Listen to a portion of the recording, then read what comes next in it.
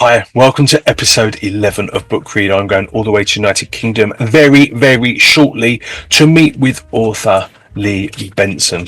You've seen him before on the Jaden show and on Book Read as well. We're going to go and chat to him in a couple of seconds. Today, we're going to be talking about his 3-in-1, his trilogy, No Naked Walls. You're going to love this. Super entertaining, super wonderful. A bit of Lee magic, quite frankly. Let's go and meet today's featured author, the amazing LEE Benson.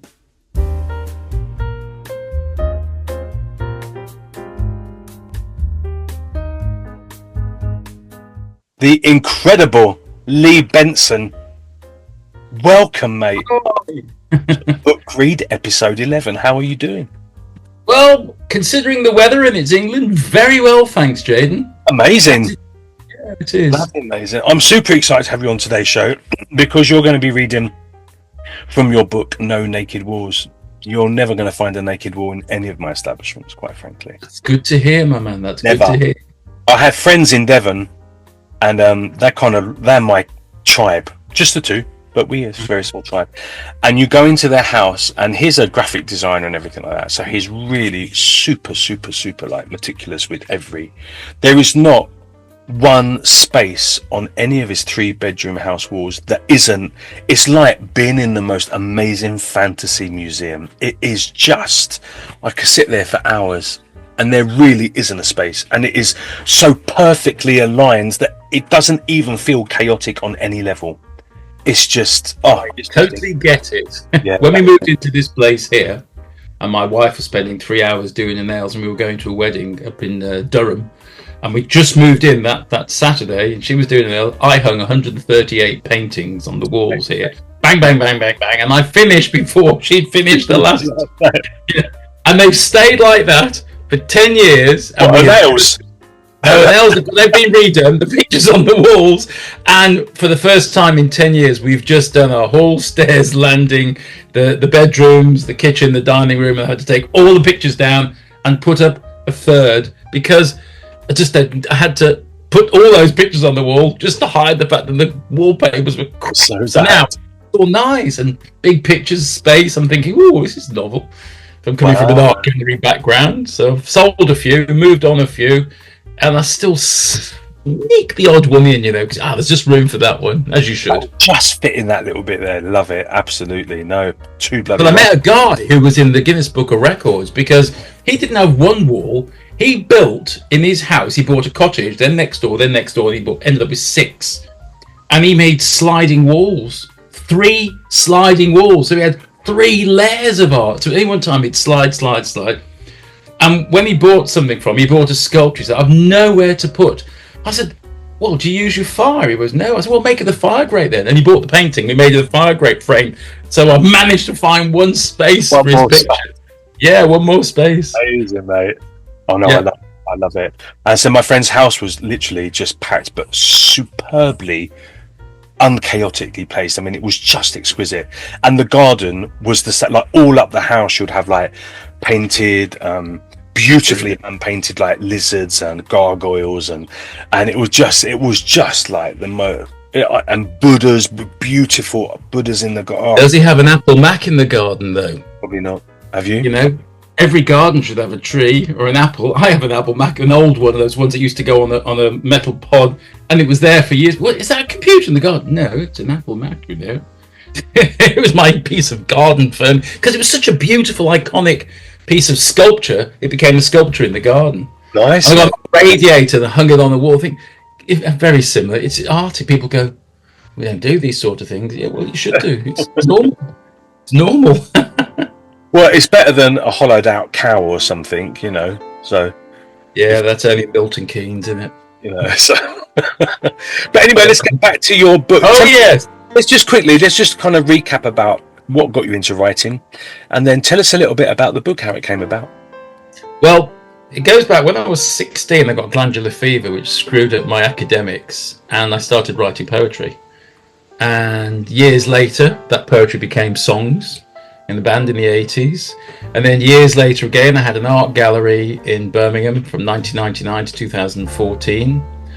And then Andrew, who was publishing me at the time, said, you really ought to make a book out of them. So I did my poetry books, and then I wrote this story called So You Want to Own an Art Gallery, because I closed it down.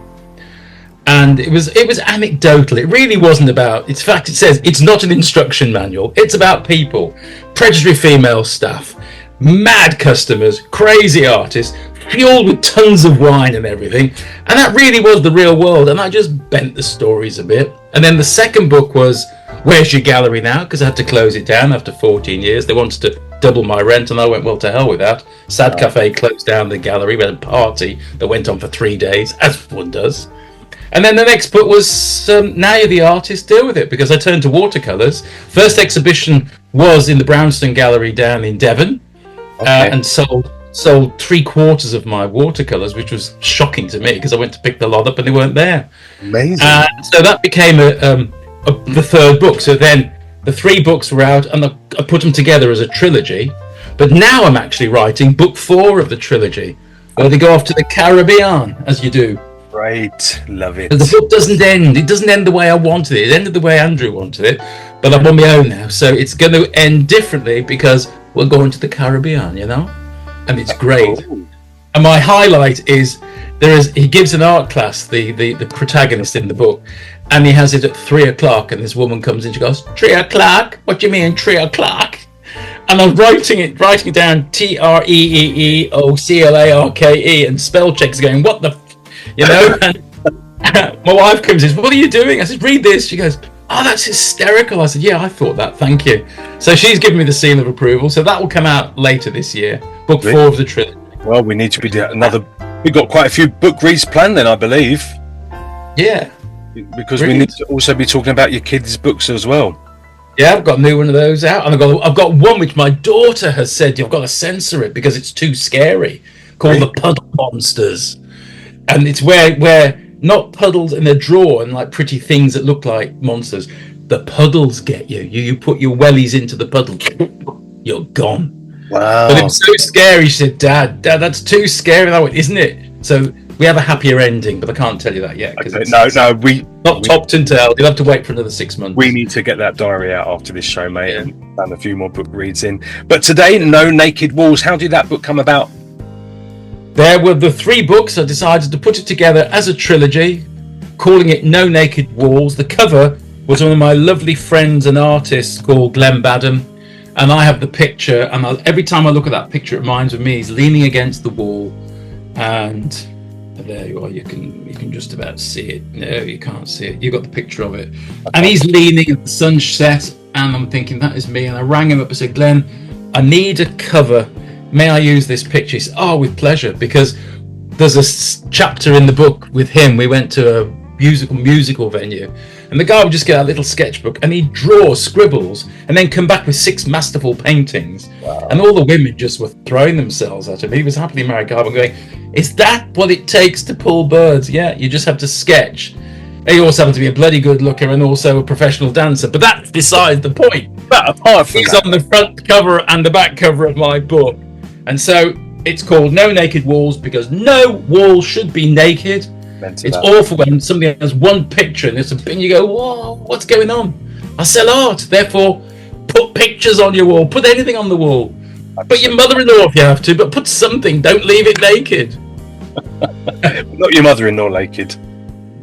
Oh God, no. It's not a naked mother-in-law on a wall. I've never had a mother-in-law. I've had 2 wives, and both mothers were deceased before I ever knew them, so I got off lightly, really. Wow, bloody hell, mate. Yeah. It's another book. What's that? I've never thought of that before. I've never had a mother-in-law. How about that? That's another book, mate.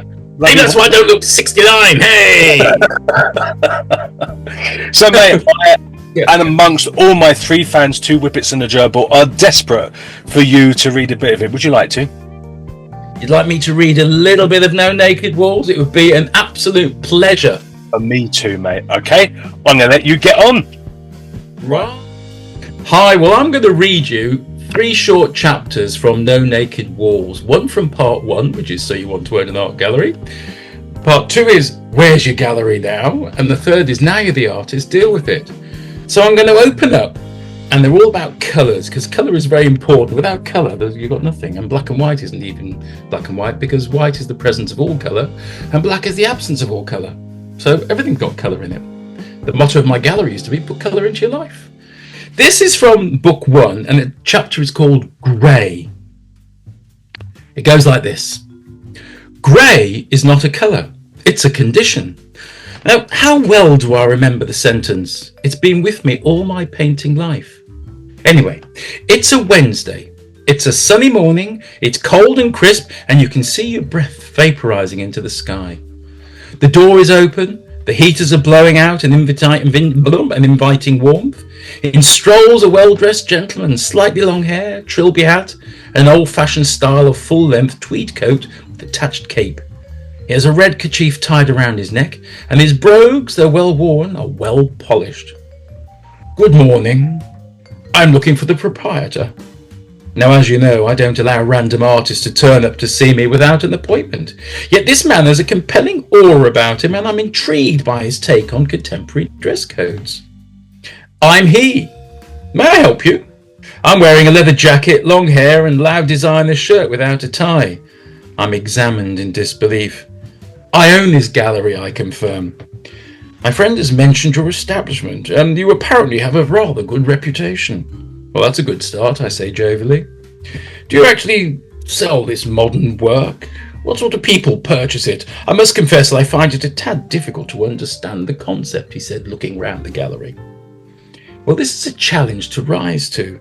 Well, not everyone wants cows and sheep, or tits and tigers, or cute gun dogs on their walls, In an embarrassed fashion, he nods. I'm a classical painter, and yet I feel that this might be the right place to exhibit my work. Well, I'll have to be the judge of that. Would you like a drink? Belinda, that's my assistant, taps my foot and mouths to me, You're mad. I smile and watch her sashay out to put the kettle on. The artist sits down to explain his compelling life. An hour goes by with hardly a word from me. It's now dangerously near 1 o'clock, and he suggests we should partake of some lunch. I haven't partaken of lunch in ages. What a lovely expression. I like his approach to life. A man after my own heart. I tell him so. Belinda, you're in charge. I have a feeling this is going to be a very long lunch. She tuts in disbelief.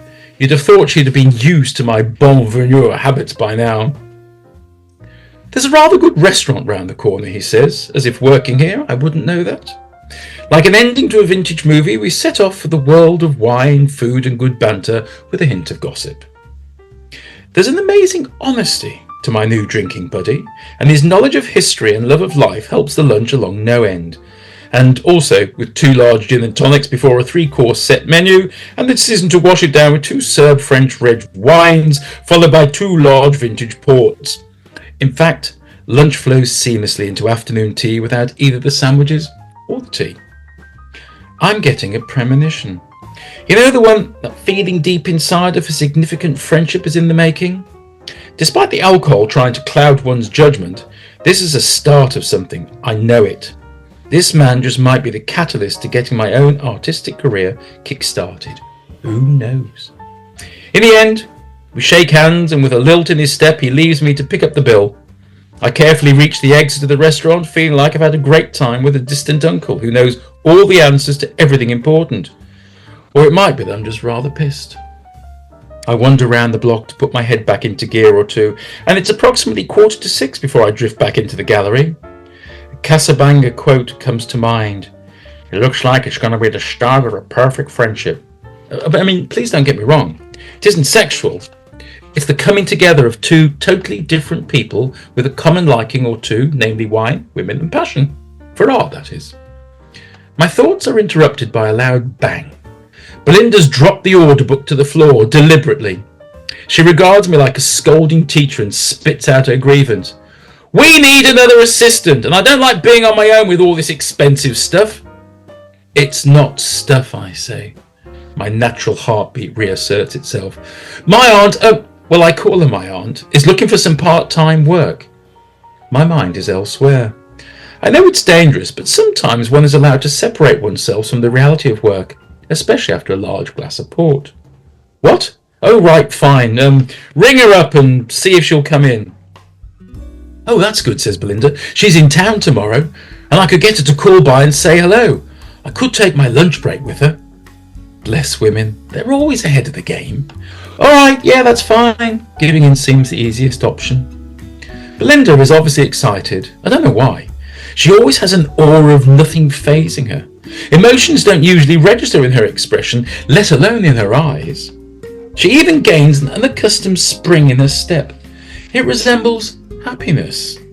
Maybe I should be concerned. The next day at precisely 1 o'clock she goes for lunch. It's a quiet afternoon, and I have space to reflect on the look of the gallery. I love the art. I love the artists I work with, and bless the customers, one has to like most of them. There are exceptions though, but the truth is that gallery life is fascinating and varied, which would be no problem at all if I didn't constantly suffer the pangs of wanting to be the artist myself. I want to have my work in a real gallery. I want someone else to buy my pictures. I want the time to paint. That magic concept, time. Suddenly an hour's gone. I've no idea where. I've been completely lost in my own dream world. A tall lady, long flowing red hair, wearing bright red 50s style lipstick and a smart, well-tailored navy blue jacket, is impinging on my space. Her heels are about pornographic, I would say, and her legs continue all the way past a tight-fitting, somewhat short skirt. Art has taken a giant step for mankind out the door. More primitive urges are kicking in. Hello, I'm Caroline, Belinda's aunt. My friends call me Charlie. Her vocal cords are down in the female equivalent of the sub-basement, and with that she lunges forward to take my hand and draw me devastatingly close to her. Belinda said you were in town. I'm stammering a little over the words because my nose is being assailed by the classic aroma of Chanel No. 5. Please take a seat. I offer her a chair and she sits, crossing her wondrous legs and smiles. I love art and all it represents. Well, that's a good place to start, I say. Have you worked in retail before? I had my own lingerie shop, my dear, in Cheltenham. You'd be surprised what used to go on there, especially when the nags were running. I could imagine her, a very successful shopkeeper. I'll wager there were more male customers than female, though. However, was she the right sort of woman for my enterprise? She could melt glass with her overt sensuality. Ah, well, as I used to say, in for a penny, as I say. I'm great at weekends, she smiles again for the returning Belinda's benefit. Thanks for lunch, Auntie. Now I definitely don't know if I'm conducting an interview or a date match. Well, would you like to make your aunt a cup of tea or something? Belinda examines each of us in turn. Wine, perchance, she says. This is a job interview, I say. That's me trying to scold her and failing dismally. Oh, and a celebration, says Charlie. Red or white? Belinda brings out a bottle of sparkling rosé and 3 glasses. It's also Auntie's birthday. Oh, happy birthday. Welcome to the madhouse. There's no escaping it. Charlie is charming, bubbly, and charismatic. Belinda says she can't wait to have a weekend off. Conniving young woman. I'm going to be left with Aunt Charlie whether I like it or not. The bottle's finished, and Charlie leans over to kiss both my cheeks and says, thank you. Her departure is casual, and I'm sure calculated to hold my attention. In my mind, I can hear the rapturous applause of a non-existent audience. End of chapter.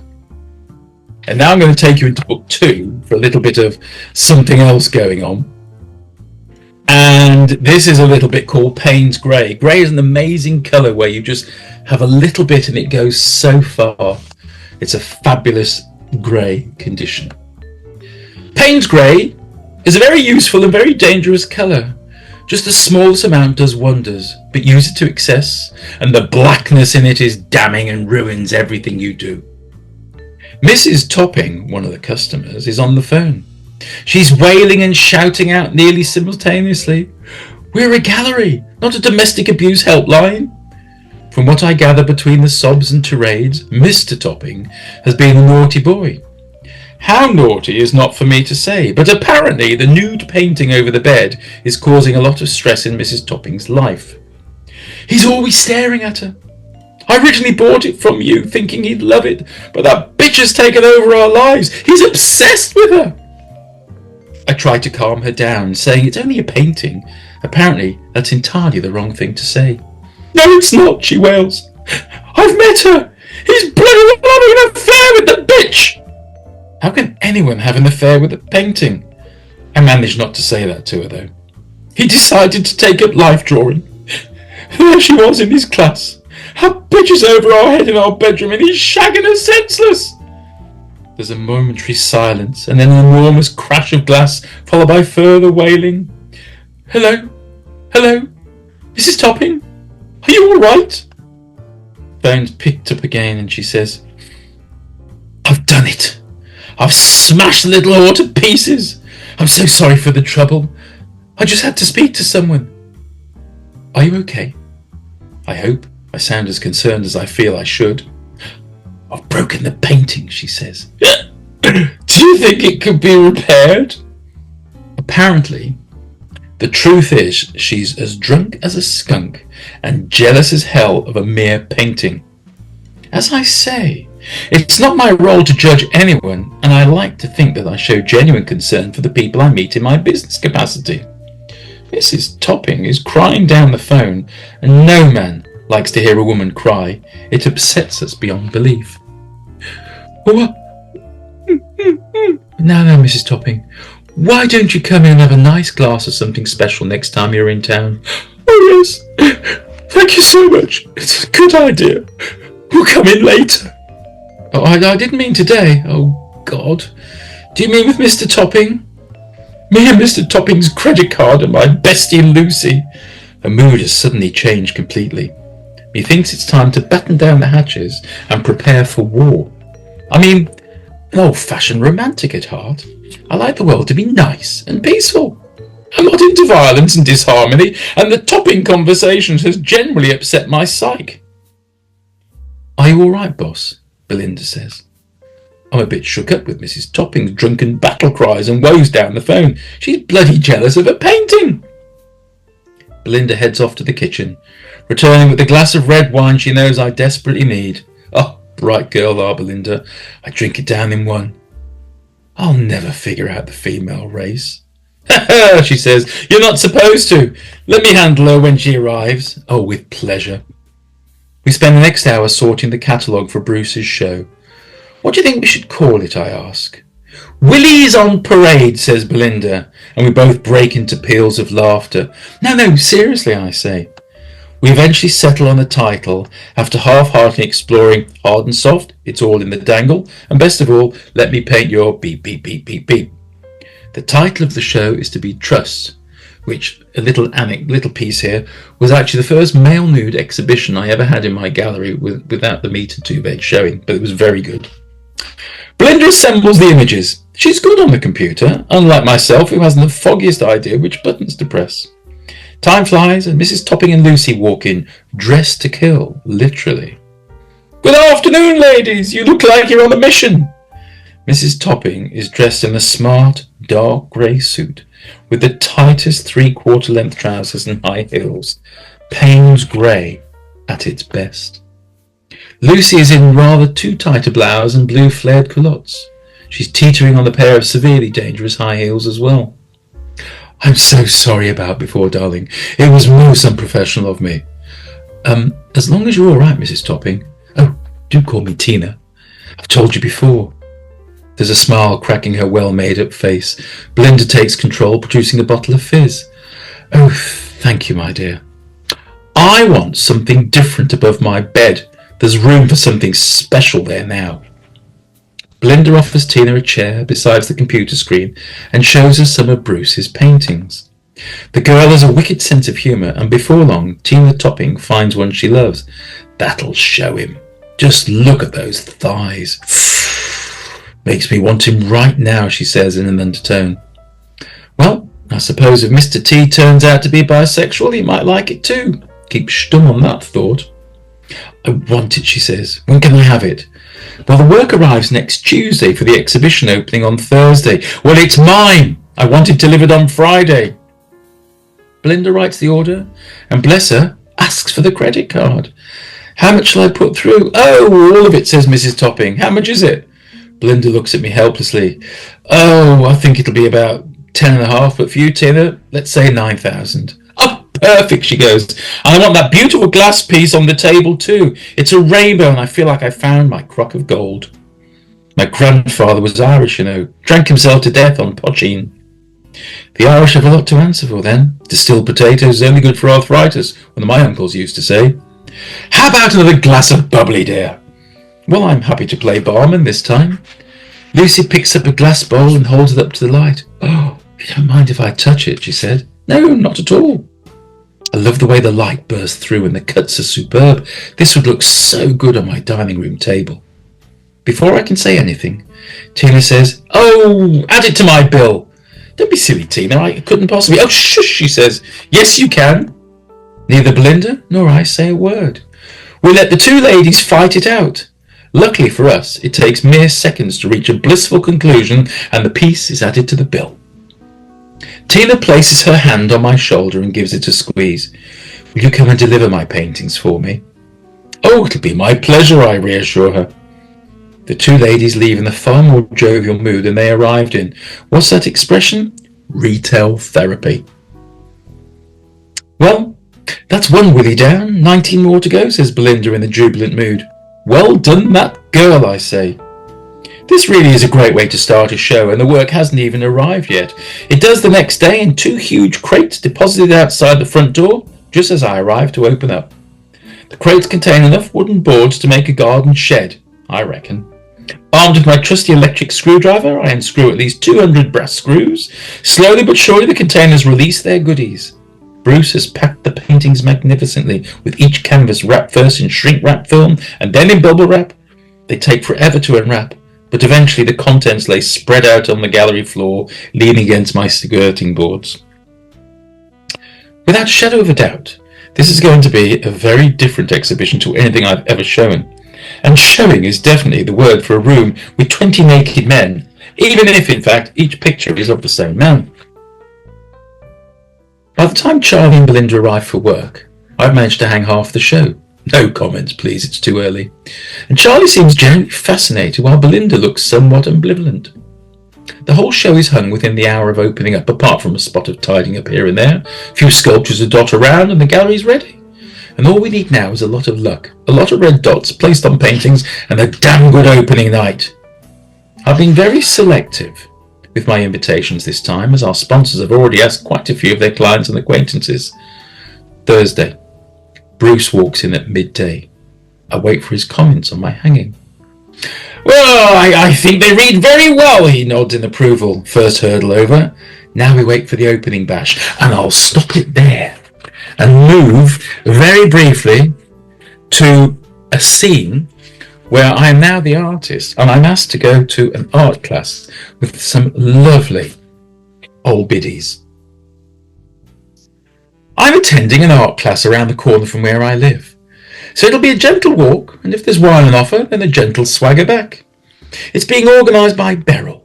She's using her classes to supplement the upkeep of her massive 4-storey house. Her husband, a judge, walked out on her about 6 months ago, leaving a rather fit-looking woman to replace her with his 23-year younger, even fitter new model, previously his personal assistant. An apt title, that, I'm sure. Beryl is a woman who oozes sensuality without trying. Her clothes are always immaculate, and I've never seen her without smart high heels to complement her long legs. Darling, worry not, she calls everybody this. Men, women, even the milkman. So good of you to come along, and without taking a breath, that'll be £8, please. The room being used as a studio is freezing. There's no heating on, and goosebumps are gathering everywhere, not just on me. The room has 7 ladies standing around a large table, chattering away, sipping elderflower presse, would you believe it? It's like a Chanel versus Jaeger competition, every one of them more suitably dressed for a lunch date than for an art class. I feel I should have worn a cravat, but I don't possess one, so jeans and a t-shirt will have to do. Beryl introduces me to each of the women in turn. He used to run a gallery in town, you know, and now he's come out as an artist. I certainly don't like that expression. The connotations could be readily misconstrued. Maybe I should have worn a more blatantly heterosexual t-shirt. One always feels safe with your type, Sybil says, reassuring me with a pat on the arm. See? Told you so. Seeing as I'm the only man in the room and my arty hen party now assume I'm gay, it's apparently safe to proceed with the class. What do they all think I would do? Beryl puts on an old cassette player and Ravel's Bolero starts to play. We shall paint to music. Feel free to express whatever comes to mind. Really? Whatever comes to mind? Surely not with this lot. I mean, this is the music for Torval and Dean's stunning climatic ice dance routine, and the climax is exactly that, an orgasm to music. Let's go for it. Lots of paint splashing everywhere with bold, bright colours swirling off the paper. None of your 30-second quickie, I'll have you know. One of the other artists blushes, looking at my new musical masterpiece. It's very expressive. I've painted an orange. Nice, I reply. Thank you. An orange. Poor husband. I'm quite enjoying this sense of freedom, although I prefer to be outdoors in good weather, taking in the elements along with the atmosphere en plein air, as the saying goes, akin to eating al fresco. Everything is good outside. Shirley decides to sit beside me. I've a great idea, she says. Why can't we do a life drawing exercise as part 2 of this class? You'd make a wonderful model. Her voice is just loud enough for everyone to hear. Beryl claps her hand. Oh, we'll fund your class fee. You don't mind, surely? Seeing as the place is freezing, I don't believe anything might appear. I mean, I'm going to be naked with 8 well-dressed women. Dream on. Make that 7. The one who painted an orange might take all night. Beryl hands me an old-fashioned maroon smoking jacket. Oh, you're such a sport. Won't this be fun? You can change through that door. We won't look. She giggles like a schoolgirl. I walk through the door. It's even colder in this cupboard-sized locker room, and I can hear all the ladies laughing now. Surely they've seen a naked man before. Oh well, maybe they can't remember when it was. Anyway, here goes. I stroll into their lair, the studio, and I sit in the middle of a group of cold metal stool. Well, that should completely stop anything untoward happening. Here goes, I say to myself. I must be bloody bonkers. Although I'm not in bad shape, to be frank. A bit of toning up here and there, and maybe a full wax. Ouch, not for me. That's going too far, isn't it? I drop the jacket to the floor and pose.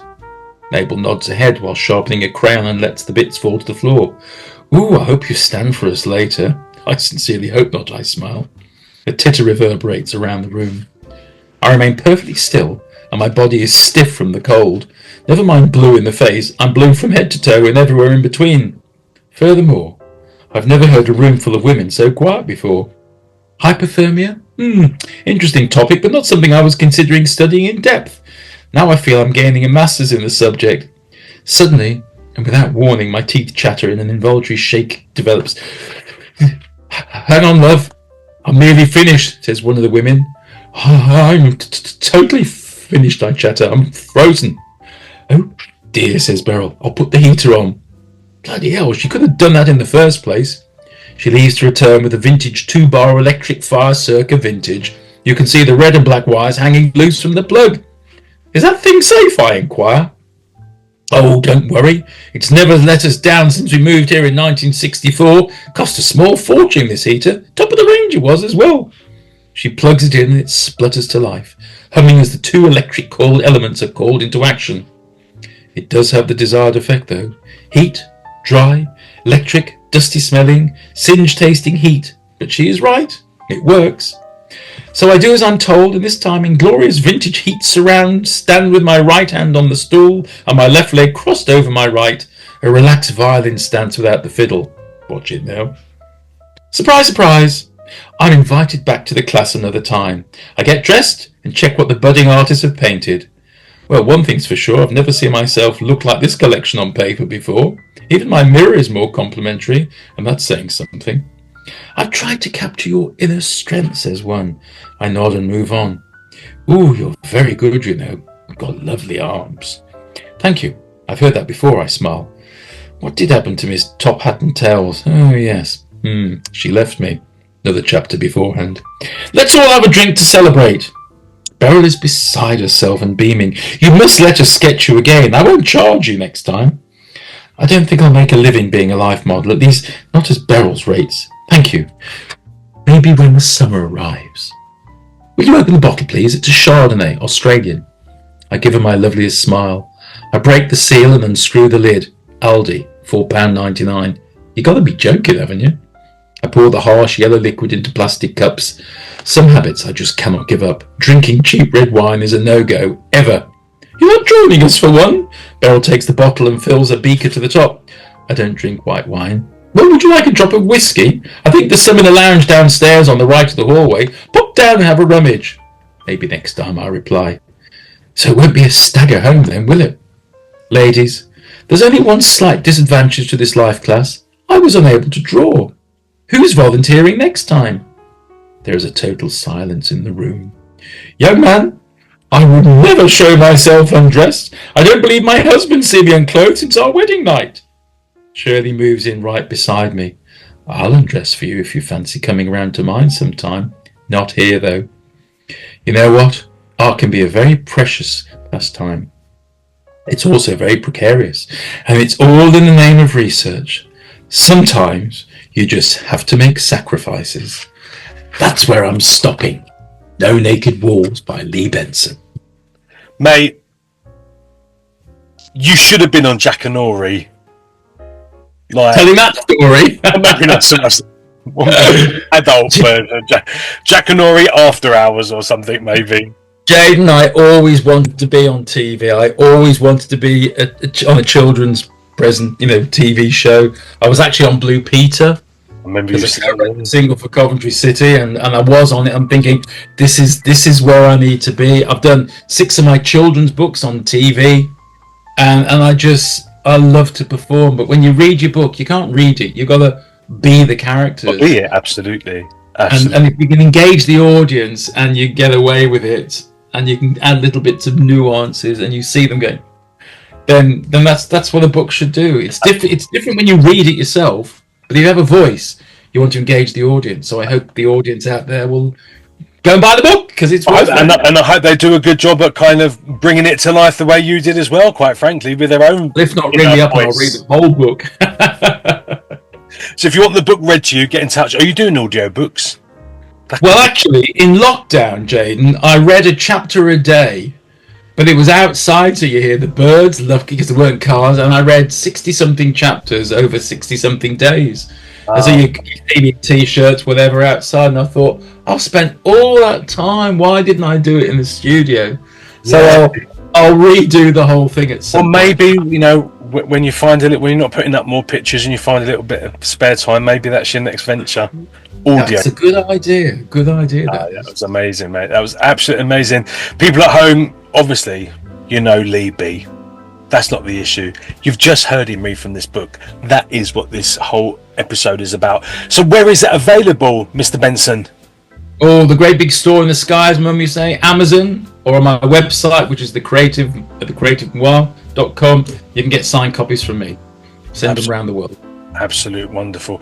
Okay, thank you so much, mate, for sharing your time, sharing your talent, sharing your book, and sharing your incredible voices. That was wonderful. Thank you for letting me on your show. I wish I'd had my cup of tea with me and my snuggle blanket. I would have been like, oh, that's lovely. It does make me definitely a must for any bookshelf, I feel. And it's available on what? Paperback, hardback, Kindle? Paperback, hardback, Kindle, downloads, whatever. Everything. It is on my YouTube channel, me reading all 60 odd with the birds and everything. Okay, so that will be shared as well. Do buy it, because us poor authors do like to get a few bob. We don't make a big living, but I know it's a good read because I've lived it. There's 14 years of my life in this book with a bit of embellishment, trust me. No, well, not only does it need to be bought because we do need to make a little bit of money, but at the same time that it just needs to be read, mate, because that is amazing, really amazing. Lee Benson, thank you so much for being episode 11 of Book Read. I'm already looking forward to you coming back and reading more of your books, because I know you have a bit of a collection going on, quite frankly, as well as future projects. I would be delighted. People at home, check on the title page of this episode where not only you can buy and purchase the book, but also where you can find Lee and support him on his social media platforms as well. Thank you so much, mate, and we'll catch up next time. Cheers, Jaden. Buddy, take care, my friend. Bye-bye. How special did he make that book read? Amazing, amazing. You will see on the title page of this episode where you can purchase that book, where you can support Lee on his social media platforms as well, and where you can discover his other writings.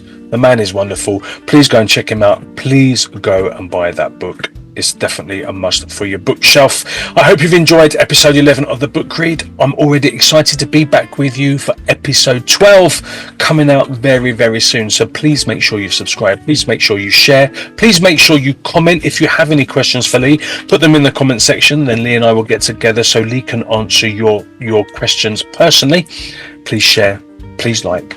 Please subscribe. And I will see you again soon. Take care. Bye-bye.